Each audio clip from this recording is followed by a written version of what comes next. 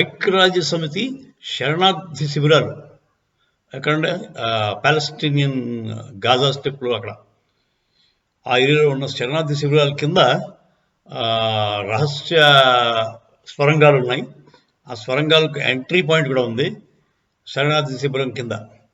ఇది మరి శరణార్థి శిబిరం అంటే యునైటెడ్ నేషన్స్ అధికారులకి తెలియకుండా ఉందండి. యుఎన్ తాలూకు 7 మంది ఏదో వాళ్ళ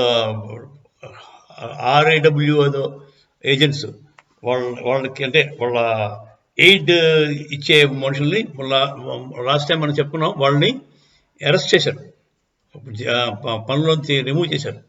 ఎందుచేతంటే వాళ్ళు యాక్చువల్గా డైరెక్ట్గా అక్టోబర్ 7 అటాక్లో పాల్గొన్నారు. అలాంటి వాళ్ళందరూ యునైటెడ్ నేషన్స్ ఎంప్లాయ్మెంట్ ఇచ్చింది అక్కడ గాజా స్ట్రిప్ ఆ ఏరియాలో. సో అంటే ఈ పాలస్టీనియన్స్ని యునైటెడ్ నేషన్స్ వాళ్ళు ఎంప్లాయ్ చేసుకున్న వాళ్ళందరూ కూడా హమాస్కి మద్దతు డైరెక్ట్గా ప్రత్యక్షంగా చేస్తున్నారు. దానికి సాక్ష్యాధారాలు ఇజ్రాయెల్ చూపించింది. వాళ్ళ శరణార్థి శిబిరంలో దాని కింద ఆ టనల్ ఉంది, ఆ టనల్ ఎంట్రీ పాయింట్ ఉంది. ఆ తర్వాత అదే కాకుండా వాళ్ళ ఇంటెలిజెన్స్ ఏజెన్సీ, హమాస్ వాళ్ళ ఇంటెలిజెన్స్ స్పై ఏజెన్సీ, ఈ వాళ్ళ తాలూకు డివైజులు, కంప్యూటర్లు, స్నూపర్ డివైజులు అలాంటివన్నీ కూడా హార్డ్ డిస్క్లు అన్నీ దొరికాయి. ఎక్కడ? శరణార్థి శిబిరం కింద. అంటే శరణార్థి శిబిరం యునైటెడ్ నేషన్స్ వాడిది కదా, యునైటెడ్ నేషన్స్ అధికారులకి తెలియదా అని ఇజ్రాయెల్ వాళ్ళు అడుగుతున్నారు. వాడు తెలియదంటే అది నమ్మశక్యం కాదు.